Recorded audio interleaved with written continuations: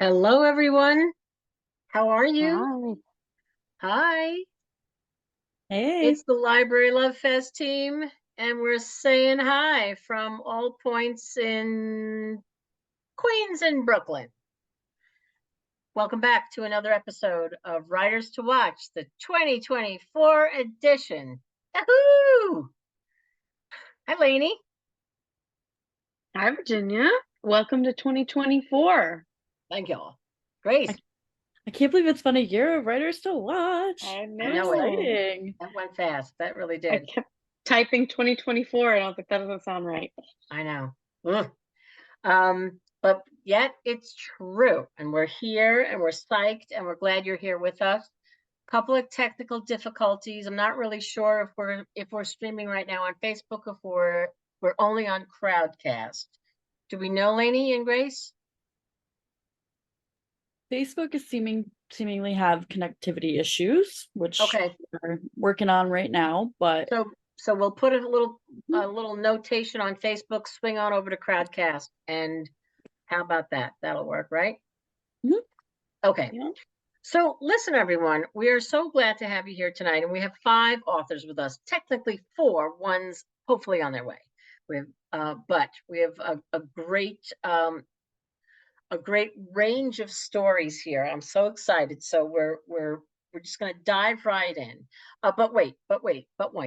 One thing.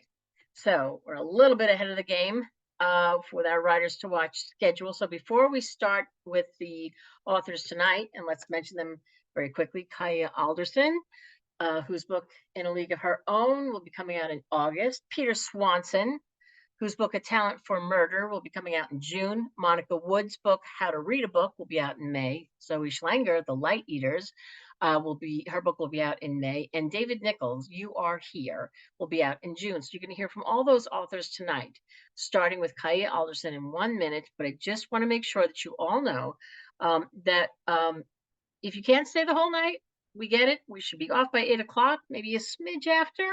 Again, you can catch the replay on Crowdcast. But we want to let you know that we have our writers to watch for February already set up. And that will be February 7th. And I think we're going to show an image for that.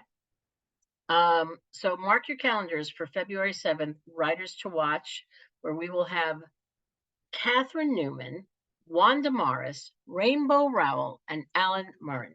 Now, check that out. How cool is that? This is going to be a great conversation and just a little bit of something for everybody here. So, really excited to have those authors on. I hope you can join us. But right now, we are going to have some really neat conversations tonight with these wonderful authors. And we're going to start with Grace, who will introduce Kaia Alderson, author of In a League of Her Own. Take it away, Grace. All right. I'm so excited to introduce Kaia. If you want to pop on screen and say hi to everyone. Hi, everyone. Hello. Thank you for being here tonight. I'm so excited to tell everyone about this For book. having me. And I'm going to tell everyone a bit about you first. Kaia Alderson is a women's historical fiction author with a passion for discovering hidden figures in African American women's history. Her specific areas of interest are women's military history, popular music, women in sports, upper middle class African American society, and women's international travel. She holds a sociology degree from Spelman College and a master's in education from the University of West Georgia. She honed her writing chops at Hurston Wright Foundation's and Vona's writing workshops. She is the author of Sisters in Arms, which was widely praised, widely loved. That was your first book, and it was chosen for all these book clubs and so many more things. And we're really, really excited to have you here to talk about In a League of Her Own, which I deeply enjoyed. It was such a good read, and I love history, and it was really great to hear about something that I had no idea about, mainly because I have no idea about baseball, but I learned a lot in this book. And if you don't know about baseball, you're about to learn about baseball, and you're about to learn about Effa Manley. And I will let you take it away. Hello, and thank you for having me. In a League of Her Own was also started off with something where I thought I knew everything about baseball, and then I come across Effa Manley and realize I knew nothing at all. I just start with the brief synopsis of it, it is autobiographical fiction, historical fiction about the real life Effa Manley, who currently is the only woman in the Baseball Hall of Fame. Before this project, I had no idea any woman was in the Baseball Hall of Fame. And she, in real life, she co-owned a Negro Leagues team, the Newark Eagles.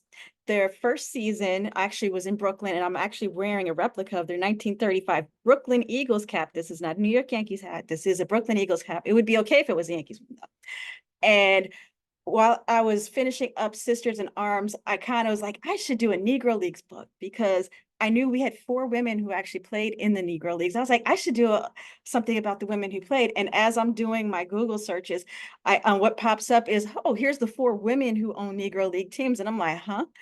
And then kept talking about Effa Manley, who is mentioned more so than the other 3. She was very hands-on. In the 1930s and 40s, she was actually the general manager of a professional baseball team. That's something we don't think about as women doing in the 30s or 40s, black, white, or whatever.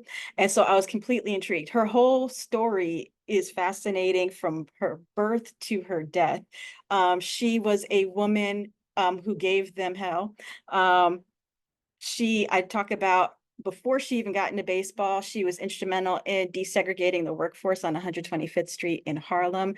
When she got into baseball, she did not shy away from the boys club that was Negro Leagues baseball, and later on in Major League Baseball. So when they didn't have their acts together, she would tell them into their faces. She would tell them in the newspaper. She would tell the sports writers. And it's just a really fascinating story, because even when Major Leagues was integrated, they didn't necessarily do the best way, and that's why we don't have remnants of these Negro League teams today. And she was adamant about it in terms of making sure that they recruited players properly, as well as later on, she was instrumental in the fact that we have Negro League players who were in the Baseball Hall of Fame today. This book is full, it's almost soapy. It was more soapy than I thought it would ever be. And I'm just really excited to share it with the world. She was very unconventional and ahead of her time. Yeah, I loved reading about her.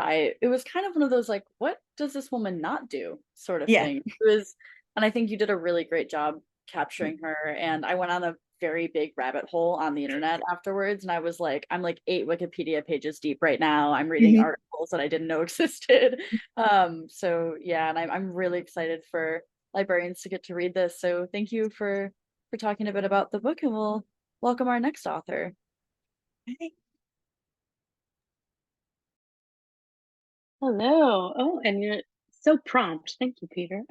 Yeah, there I am. Hello. Hello, Hi. everyone. Welcome. I'm gonna pull up your Beautiful cover. jacket. Yes, your beautiful cover as I read your bio. Welcome. Thank you for being here. It's a perfect place, librarians, because librarians are maybe in this book. So before we talk a little bit about it, I'm going to introduce you. So Peter Swanson is the New York Times best-selling author of The Kind Worth Killing, winner of the New England Society Book Award, and finalist for the CWA Ian Fleming Steel Dagger, For Every Fear, an NPR Book of the Year, and Eight Perfect Murders, a New York Times bestseller, among others. His books have been translated into 30 languages, and stories, poetries, and features have appeared, in national science fiction, the Atlantic Monthly, Measure, The Guardian, The Strand Magazine, and Yankee Magazine. And you live in the North Shore of Massachusetts at work on your next novel, I'm sure. And I'm adding something. You are also in the Library Reads Hall of Fame, for 6 of your books have made past lists. So after 3, some people might know this, but after 3, you go into the Hall of Fame for every other book you make. And so after 3, you had 3 more. And so that makes you a Hall of Famer. And we started doing podcasts where we called people and told them in real time. And I'm pretty sure you were our first phone call for that Hall of Fame list. So that was fun.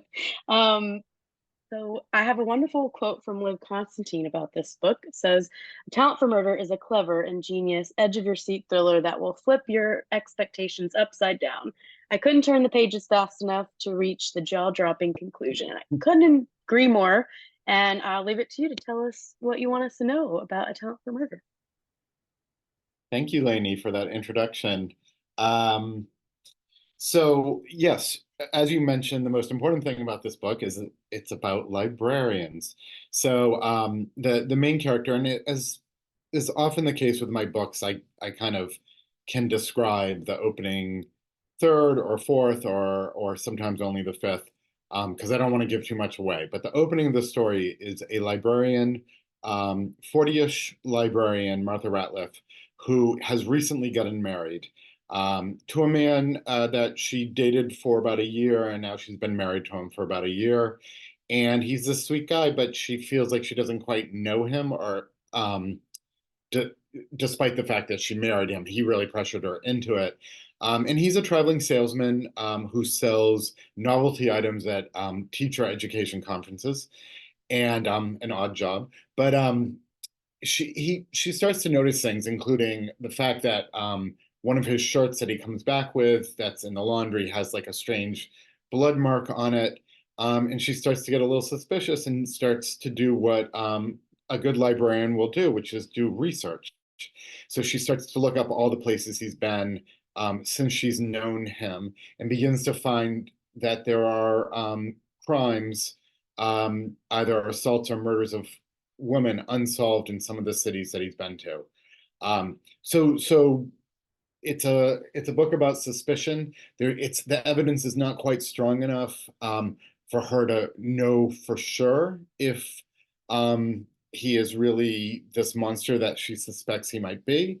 So she actually contacts an old friend of hers from library school. The name of that old friend is Lily Kintner. This is not a sequel, but you might know Lily from The Kind Worth Killing and The Kind Worth Saving. Also, a librarian, an archival librarian. She contacts her because she'd helped her out of a jam once before, and together they set out to discover who her husband really is. It's so great. Oh, it really is. I couldn't put it down. And I mean, it's so hard to talk about mysteries, so you don't want to give anything away. But I'm so excited for people to read it and dive in. Thank you. Thank you.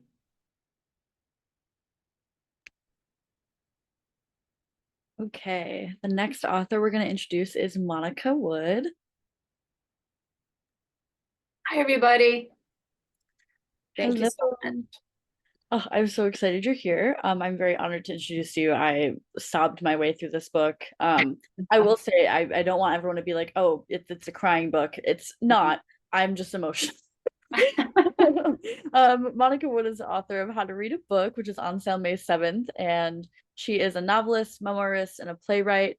The 2019 recipient of the Maine Humanities Council Carlson Prize for contributions to public humanities, and a recipient of the Maine Writers and Publishers Alliance Distinguished Achievement Award for contributions to literary arts. She lives in Portland, Maine with her husband and their cat, Susie.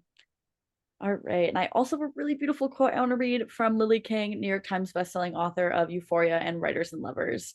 She said, "I laughed and wept my way through How to Read a Book. What a beautiful, big-hearted treasure of a novel." And I could not agree more.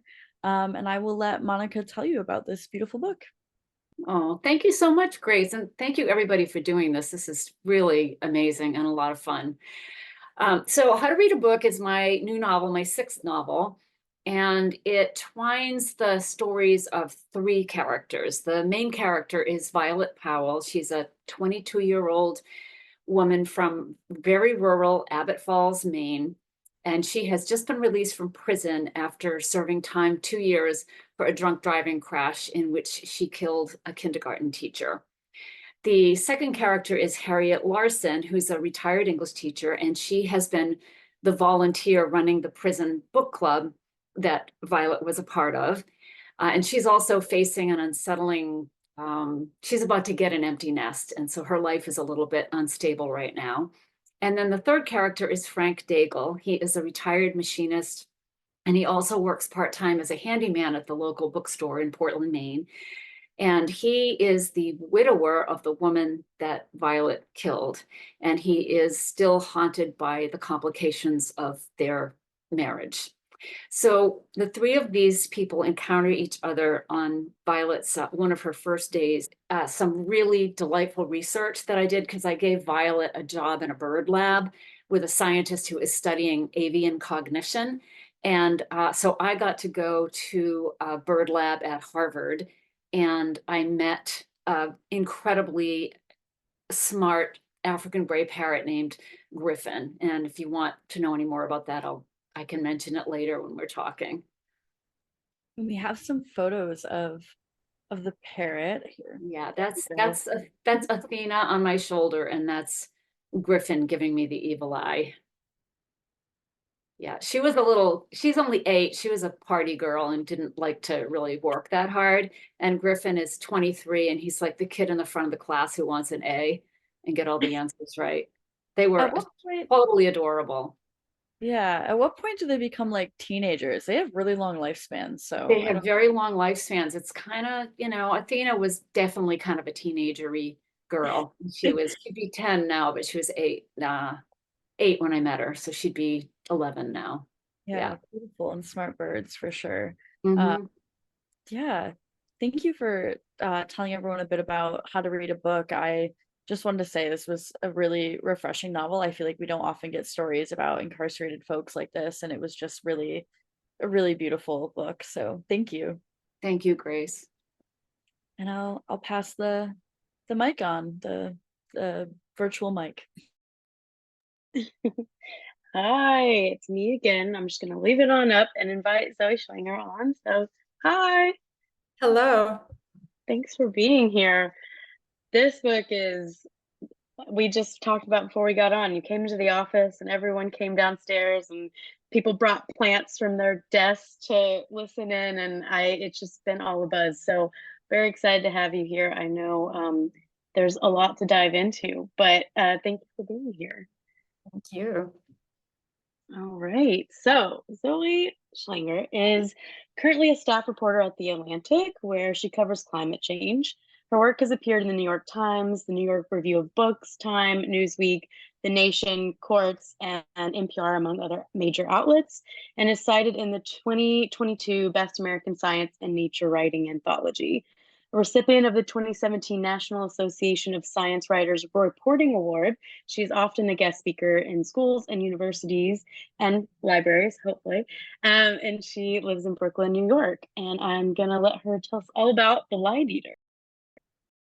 Thank you so much. It's so fun to be here and so fun to be speaking to librarians. Definitely the people who turned me into a reader and then naturally turned me into a writer after that. So thank all of you.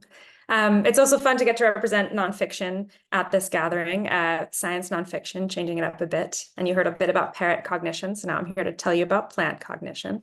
Like it was just said, I'm a climate journalist. And when I fell into the world of plant science, of botany, I was thoroughly burnt out from 7 or 8 years of covering climate change. As you can imagine, it's a depressing job. It's getting really numb to the news, the lack of action.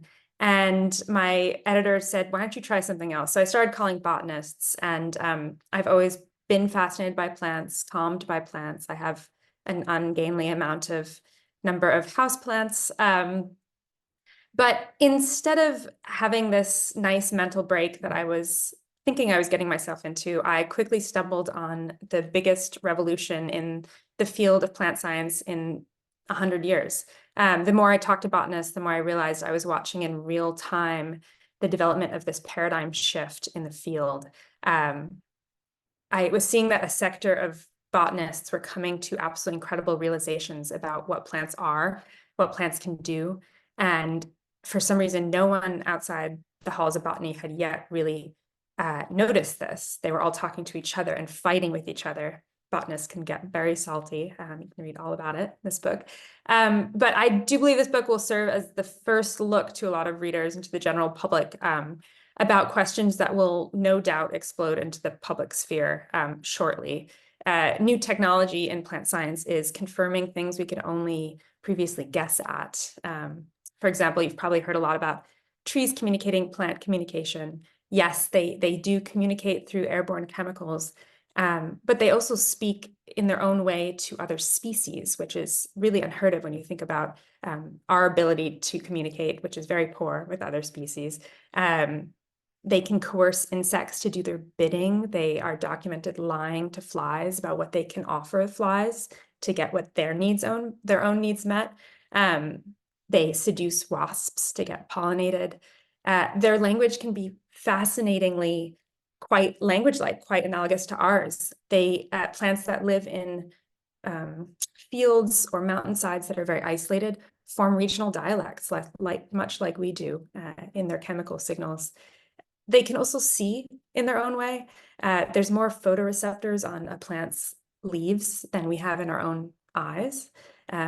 Whether or not you can use the word vision is a debate in botany, but from the outside, it certainly looks like it. A plant can sense color and shape and texture. They know that if they're being shaded by a cloud or by another plant. They know if that other plant is their biological kin. They know if they're related to that plant or not. They also know if they're being shaded by neither of those things. If you lean over a plant, it knows if you're wearing a red shirt or a blue shirt. It's very literal. This list goes on for an entire book, but the reporting for this took me everywhere. I got to visit a rainforest in southern Chile to meet the first plant known to spontaneously change its shape to match that of whatever it's growing beside. It's the first chameleon plant. I went to the sage forests of Northern California. It's absolutely gorgeous moonscapes where sage are developing their own regional dialects. My favorite trip was to a lab in Wisconsin, in Madison, where a scientist was discovering how plants sense touch at an internal level. And I got to pinch a plant under a microscope and watch a cascade of electrical pulses move through its leaves, sending the information that it had been touched or pinched quite violently throughout the rest of its body. And then all of a sudden, the plant activates its immune system to respond to this obvious threat. And that in particular is bringing up questions about plant nervous systems. Is there potential that plants have nervous systems? They have no synapses, they have no neurons, but they have electrical impulses very similar to our own. And they use neurotransmitter chemicals in their body, much like how we do. So this list goes on. But the bigger thing here is that these things are bringing up genuine questions about whether plants could be considered intelligent or even conscious. And if they could be, the next question is, what does this mean for us? This book goes into how we can regard plants, knowing all this about them. We've all lived through the animal rights movement. Are we about to live through a plants rights movement? What would that mean? What does the sphere of our ethics look like if it's open to plants as well? It was an incredibly personally revolutionizing experience to report this book. I came here to distract myself from the perils of climate change, but I really found the whole process just reattached me to the stakes, what we stand to lose. And in the process also just changed my daily life. I'm in Brooklyn. Walking through Prospect Park now is this experience of feeling surrounded by a million little highly intelligent aliens just living out their daily dramas all around me. And I really think it'll change yours in the same way, in the same slightly creepy way. Most definitely. Not only has it changed about, like, every time I pick it up, I'm like, I gotta go water my plants. Every time I think of them so different. I didn't think I would spend so much time thinking about plant ethics, but it was so fascinating. It's so much to dive into, but it's so accessible. And I think that you get this whole picture, but you could really drill down forever, because it's just a lot to process. But you've done such a great job of putting it in these accessible terms, and maybe, like you said, people who don't know about all of the scientific research, it's a great way to learn more.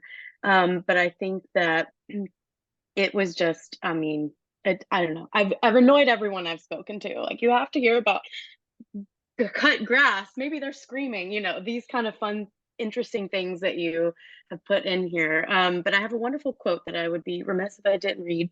Robin Wall Kimmerer said, "This is a masterpiece in science writing. This brilliant book stretches the mind toward a profound new understanding of the sophistication of plants. I feel it is an antidote to arrogance.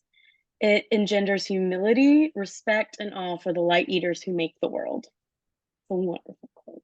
It's beautiful. I'm lucky for that. Yeah, it's really great. So thank you so much for telling us more about the light eaters, and talk to you more in a minute. Sounds great. That was amazing. So I don't know if we're going to have David Nichols on, but right now, why don't we bring all the authors back on, and we'll open up the floor to questions. Um, that was wonderful, everyone. That was just fantastic. And we'll get to some questions for all of you. I am sorry that David Nichols can't make it, but I do want to let you know about his book, You Are Here, which is coming out in June. David Nichols is the best-selling author of Starter for 10, The Understudy, One Day, and Us. Us was longlisted for the Booker Prize for fiction. It was a Library Reads Top 10 book for November, back when it was published in 2014. And it was Library Journal named it one of the best books of the year, top 10 books of the year in 2014. It's a wonderful book. I'm sure you're very familiar with his work. He's also a screenwriter who's written adaptations for other works, as well as his own novels. And he is also the executive producer and a contributing screenwriter on a new Netflix adaptation of One Day. So there was a movie years ago. Now there's a series. It's coming out on Netflix on February 8th. And we have a trailer in the chat room. This book, You Are Here, is so wonderful. It's at the heart is really about, it's a love story. It's a story about two people who are kind of spun out of the relationships that they were in for whatever reason. And they have become very sort of insular, and they have a friend in common who they don't really realize that they have this friend in common, and then they do. And she talks them into doing this this big walk across the coast in England. And they don't really want to do it. They don't really want to be bothered with anybody. They've gotten used to their own company, but they go. And there are other people, wonderful characters in this story, and they find each other, and the banter that they have with each other, because it's not like love at first sight, far from it. But which is kind of cool, because then you just get to you see them in their real, true, authentic, very funny selves, and how they're dealing with this walk in this lousy weather, and and how they sort of take their, the woman takes her frustrations out on the man, and the man is very sort of he's a teacher, and he's very sort of by the book. And anyway, they have very different ways of relating, and it's very funny. Marion Keyes, who wrote Rachel's Holiday, among others, said the writing is delicious, the tone is compassionate, and the characters are entirely believable. I love them. And it is so funny. And there's a ton of quotes for this book, but I love that quote because I feel like she said exactly how I felt. These characters are so believable. It's just wonderful. And even David Nichols calls this his funniest book yet. And so I'm sorry that he's not here. We will follow up with more information on when he will be available, because we certainly bring him on and do something with him, because I just love his writing, and I love this book, and I can't wait to talk to him about this book. So having said that, we're going to go back to the authors who are here now and ask some questions of all of you. And thank you again. This has been great. So do we have questions on Crowdcast? I know we have questions of our own. So Lainey, Grace? I have a question for Kaia about Okay. I would love to hear more about your research process. You said it was something you thought you knew everything about, and I'd love to hear more about, all the deep dives you had to do. I was digging into census records from the 1880s and 70s, because with Effa Manley, when you look at her, you assume she's a white woman, but she intentionally lived as a Black person, and she was raised in a Black family. And because of the drama with how she was conceived, everyone assumed she was 100% white. But when you look deep enough, you realize she was a woman of color one way or the other.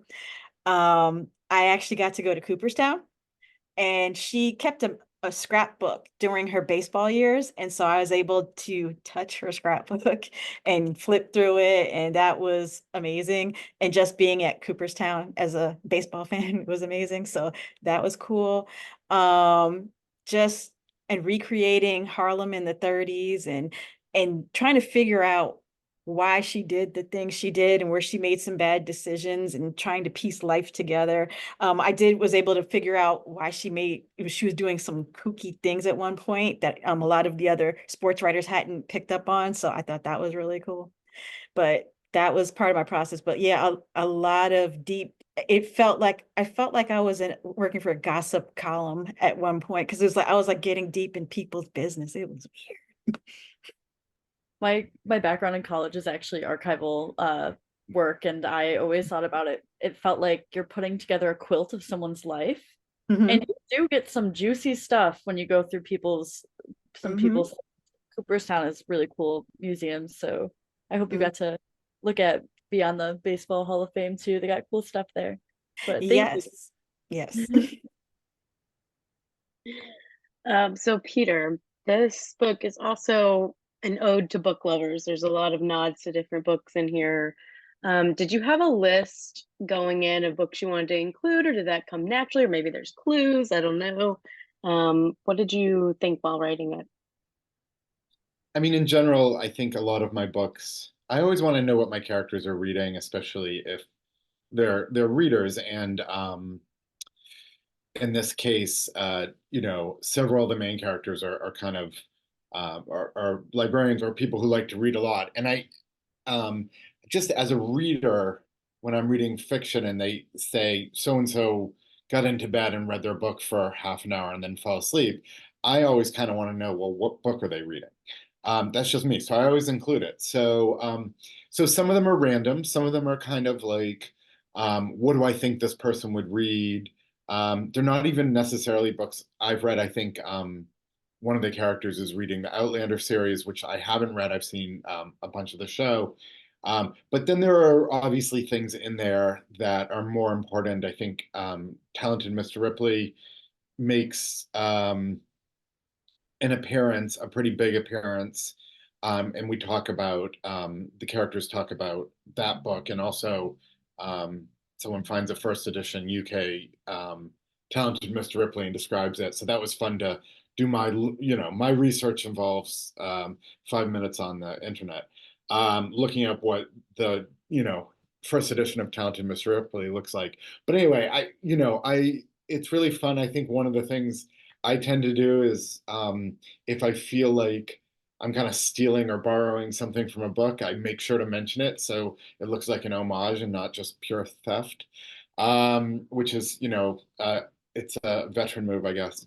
But yeah, I love to think about what characters are reading, and I love to put in a couple little recommendations. I think I mentioned Barbara Pym in this, who I discovered a few years ago and raced through all her books. And I'm not sure tons of people know Barbara Pym, but I'm a big fan. So I have someone reading Pym in this book. I love that. Well, I feel like that could be a rabbit hole of it in itself, looking up old versions of books. So 5 minutes, that's very brave. I would be on there for hours. Yeah, that was such a lie that I said that took me 5 minutes. I mean, I think what it could have taken me 5 minutes, but what it really probably took me is like an hour and 5 minutes, because I was procrastinating and like going down that rabbit hole. I love it. I have a similar question for Monica, because of course your book is called How to Read a Book.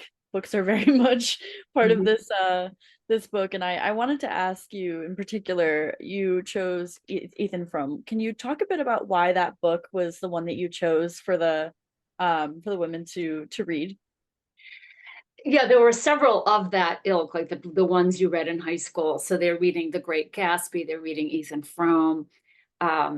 And she, at one point, she gives them Franny and Zooey, you know, all these books that she's hoping that what she wants to do is just kind of let the sunshine in somehow with and a prison is not a very conducive place to talk about literature, and that's her goal. That's Harriet's goal, is to get them to kind of talk about something outside of where they are. And there's a lot of scenes that take place in their book group in the prison, and I think they're really funny because the women hate every single book she brings in, like just hates all the characters and loves judging them all, and they sort of set them up as the judge and jury, and they say things like Franny and Zooey, which is one of Harriet's favorite books, and they say that, well, Franny only had a nervous breakdown because she could afford one.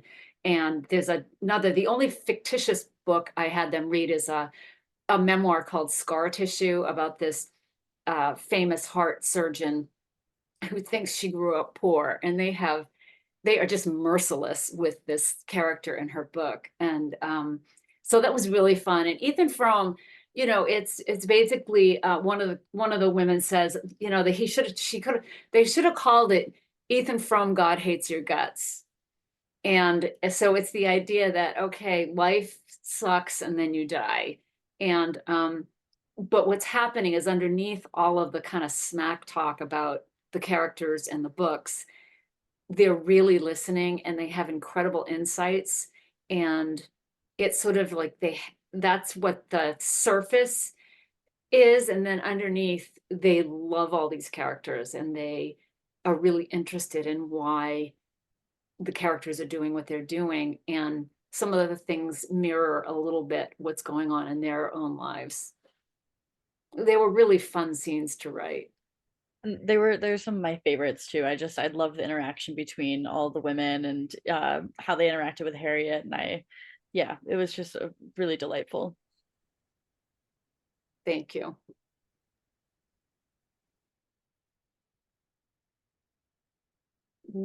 Virginia, do you want to ask Casey's, or you want me to? Oh, you're muted. Sorry. Casey Davis, can you hear me? Has a question for Zoe. What was the most remarkable new thing you learned about plants, and have you now become an active advocate? That's a great question. Oh my God, how do I pick one thing about plants? I became completely enamored with the idea that plants have memory. They just unquestionably remember things. And some examples of this is a lot of plants can count. They know how many times they've been touched. There's all of these backstops plants have to not react to things needlessly. If you think about a plant growing rooted in one place, their most important skill is differentiating between what's a threat that they really need to muster the resources to respond to, and what's a stick has fallen on them, or something inanimate that's not going to harm them. And so all of these plants have found ways to count these assaults, and then also count time intervals between them so that they sort of reset their counting if it's been a while. I went to Bonn in Germany to this greenhouse where they were growing this Peruvian Andean flower that grows very high up in the mountains where there's not that many insects. So they're pollinated by bees and flies, and they have to make it count every time an insect comes by. So they count the time interval between insects, so they get a sense for how many are in the area. And then they parcel their pollen out on separate stamen, which are the little parts that come up with the pollen ready for the bee, and partition it in the correct ratio to account for kind of the density of bees in the area. And they will raise their stamens in time for the bees to arrive according to how long it was since the last few intervals of visits. Just unbelievable things like that. But also there's this sense of memory in a more cyclical sense. Plants count days of winter. They want to make sure they're coming up in a real spring, so they count days in heat. There's so many plants we love that need winter in order to bloom in spring. They need this elapsed time of winter. It's called vernalization. If you ever plant bulbs, tulip bulbs, most of our fruit trees, but tulip bulbs, if you're in Florida or something and you get tulip bulbs, they're going to tell you to put them in the fridge for a while because you'll never see a flower if you just put them in the ground. So this sort of sense, this temporal sense that plants have, the sense for the material world that's expressed through memory, is just very beautiful. Plus, even the way they extend into their environment, if you look at their roots, their branching structure, that's all a kind of memory of where sun was, where there was light at different points in time. If a tree is growing up with lots of room, they're putting out lots of branches. Eventually, if there's other big trees near them shading them out, those branches will stop getting nutrients, no longer have leaves. And if you ever look up at a tree in a dense forest and see a branch growing that's like sort of out of place with no leaves, that's a branch from before, from a time when the forest looked very different. So memory is a very bodily thing in plants. It's so fascinating. Yeah, that would be a very hard question to answer. Like one thing that is so They do cool. so much. So this is a question for everyone from Beth Thomas. So each of the authors write in different genres, and that made me wonder if when you read for pleasure, do you read the kind of books you write or something very different altogether? So whoever wants to chime in first. Monica? Yeah. I read, I think most writers read just about everything. I'm very, I do read a lot in my own genre. I love contemporary fiction. But I also really like historical fiction as well. I love nonfiction. This plant book is blowing my mind, and I can't wait to read it. I think, I love reading any book, whether it's, historical fiction or a contemporary book or a murder mystery, or I learned something about something I didn't know anything about. So, this whole baseball, I'm a big sports fan too, Kaia. So What about the others now? Kaia, Peter. Well, yes, it's true. I read everything. Usually when I have time, I'm usually reading some type of history book for research purposes. I do read a lot of historical fiction, but in the car, thank you for audiobooks, the audio team, I love you.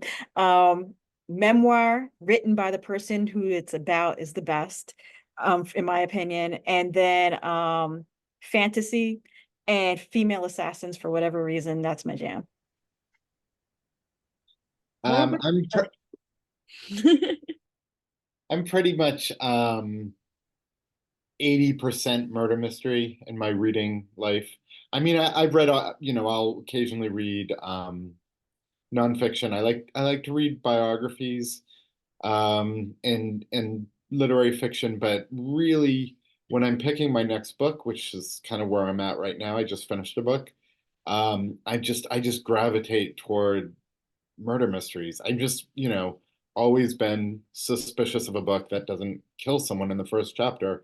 And I just think and that's how I've always been. It's how I was as a reader when I was young enough to start reading these books. So and that's why I write them as well. But I mix it up a little, but in general, I stick to my genre.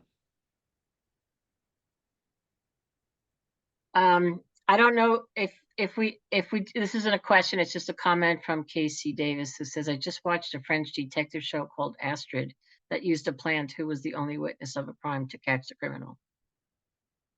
Whoa, that sounds amazing. I'm gonna look that up. Astrid. Yes, Astrid. So Casey Davis, if you're still on, tell us where you found that, because that sounds pretty cool. Writing it down. Oh, that's Okay. really good. Maybe to librarians. Okay. So more questions. We have about 10 minutes left. So if we have some more questions from the field, we'll ask them of our wonderful authors. It's been very eye-opening, very cool. Yeah, we have a question about, oh, sorry. Go ahead. Okay. Peter, someone asked if they have to read the previous books before reading A Talent for Murder. You don't. It's it could be helpful. So in general, I've published 10 books with HarperCollins, William Morrow, and they're primarily standalones. I really like to create a new world and a new criminal, and I don't tend to have a detective character. But Lily Kintner, who was a main character in The Kind Worth Killing, my second book, makes an appearance in The Kind Worth Saving, which is a kind of a semi-sequel. Again, I do know people who read The Kind Worth Saving without reading Kind Worth Killing, and they said they could follow it easily.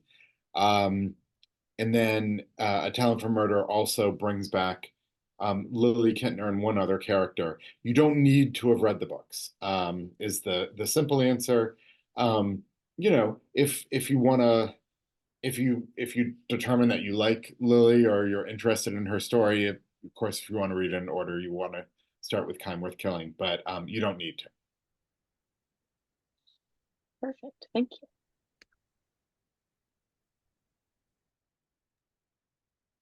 Okay. Okay. Questions Oh, from the... she answered you, Virginia. She said Lisa Casper said Amazon Prime under PBS Masterpiece, Astrid. A librarian always has the answer. Okay, we got that. Amazon Prime under PBS Masterpiece, Astrid. Thank you, Lisa Casper from Colorado. I'm going to watch that. Okay. Let's see. Did we get to all the questions? Do we have one? Jennifer Winberry says, back to Monica Wood, prison books and reading programs in prison fascinate me as they do us. Do we have more questions with a few minutes left to go? That comment actually reminded me, I know, Monica, you have some, personal ties to prison groups. If that's something you'd like to discuss, I think that's a really cool aspect. Oh, well, I have done, I don't usually talk about the real experience because it felt so private, but I did teach for a few years. I ran not a book club exactly, it was more of a writing and reading club. So we'd read a lot of stuff. I mean, whole books sometimes. And then it was all books by writer friends of mine. So then I would have the writer come in for one session and we could talk to them about the book. And then the women would write something in the genre that we had just read. So we did kids' books, we did poetry, my friend Hannah Holmes was really great. She doesn't do it anymore, but a really fantastic science writer. And she had a book called Quark, which is how brain chemistry influences our personality. And they were really, really interested in that.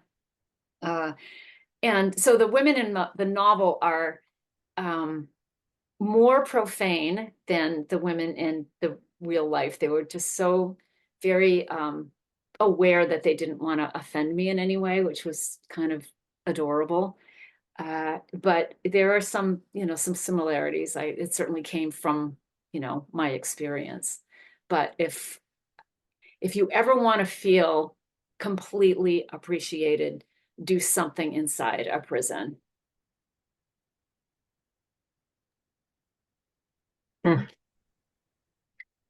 Sylvia Bonani said, just a note, Dua Lipa is involved in women's prison book clubs.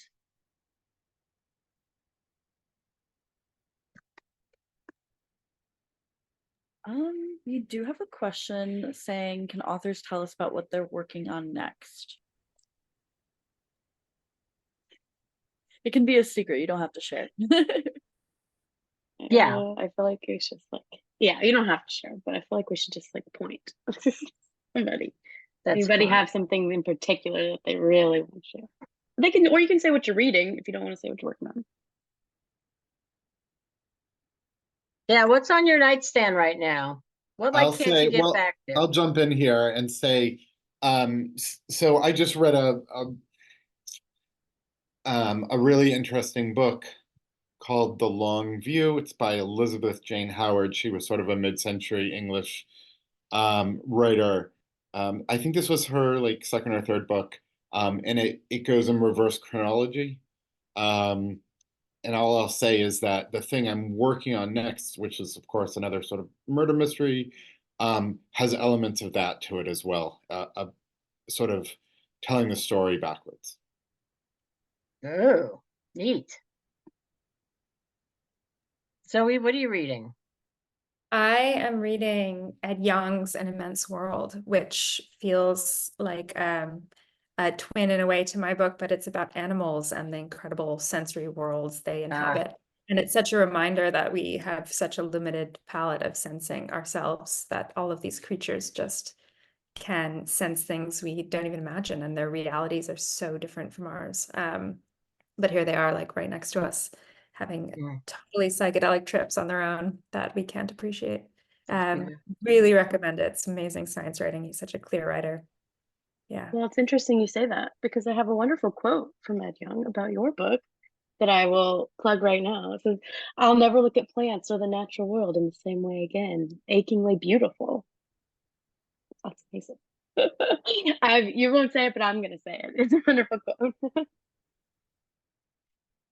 So many things beyond our world, the human world, right?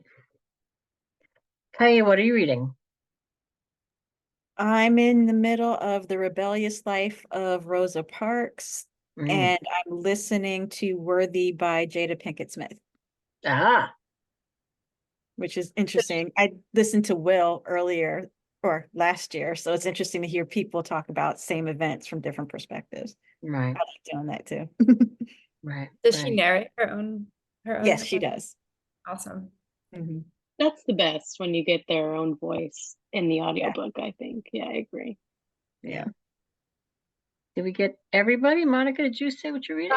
Well, right now I'm muddling through a novel in French for my French class. So that's, I mean, it's fun, but not really, you know? Yeah.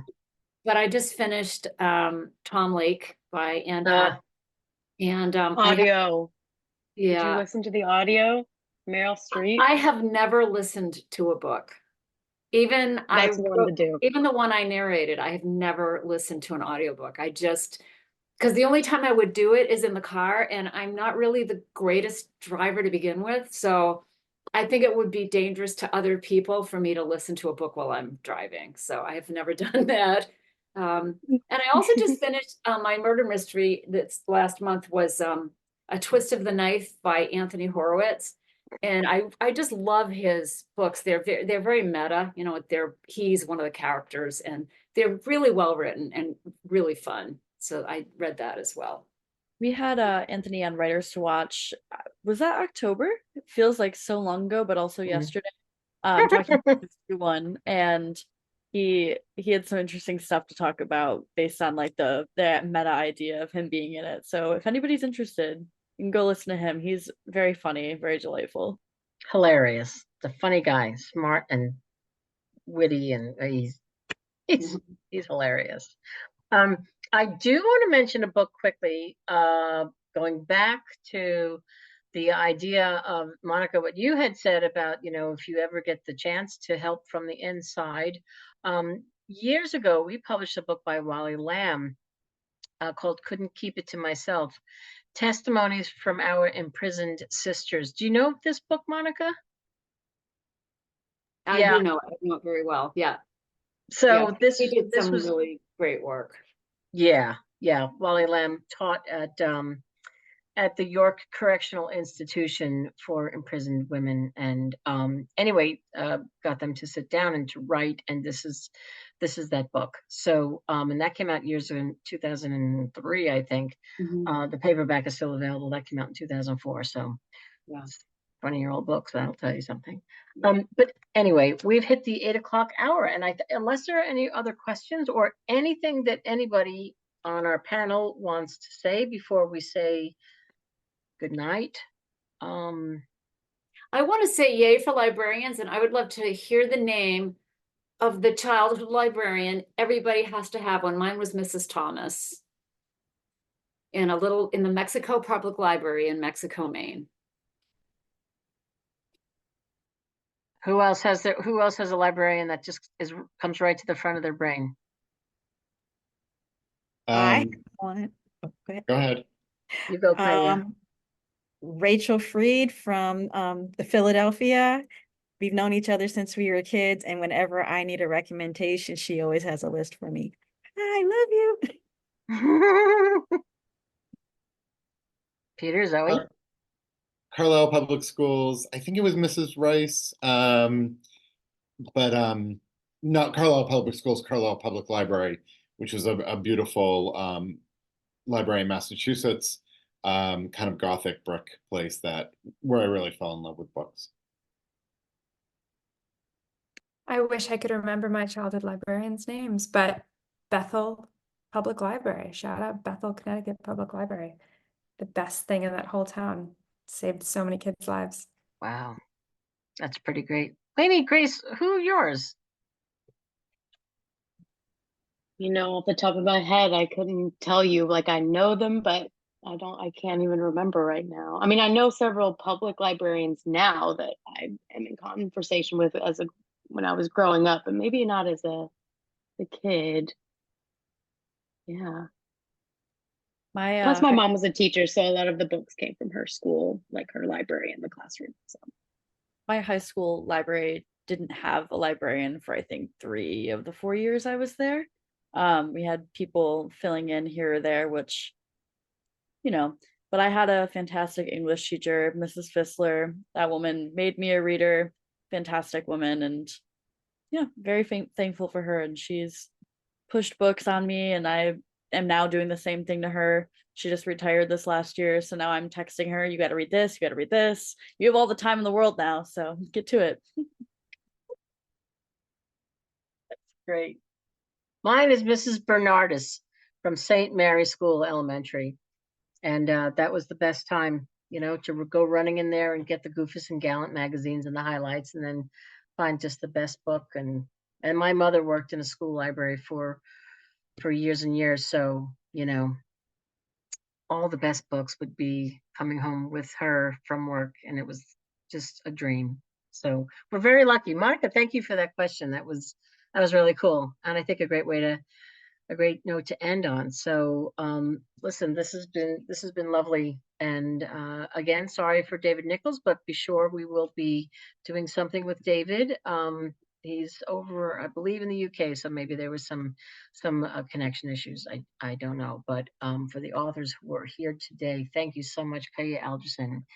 In a League of Her Own, we can show the jackets again, maybe. In a League of Her Own, coming out in August. Peter Swanson, A Talent for Murder, coming out in June. Monica Wood, How to Read a Book, coming out in May. And Zoe Schlanger, The Light Eaters, coming out in May. And David Nichols' book, You Are Here, coming out in June. And there they all are. And we thank you so much for taking the time. And don't forget about February 7th. Thank you guys for our next month's Writers to Watch with Catherine Newman, Rainbow Rowell, Wanda Morris, and Alan Mirren. That's going to be a great conversation as well as this one was tonight. So take good care, everyone. Thank you so much. And see you next time. Thank you.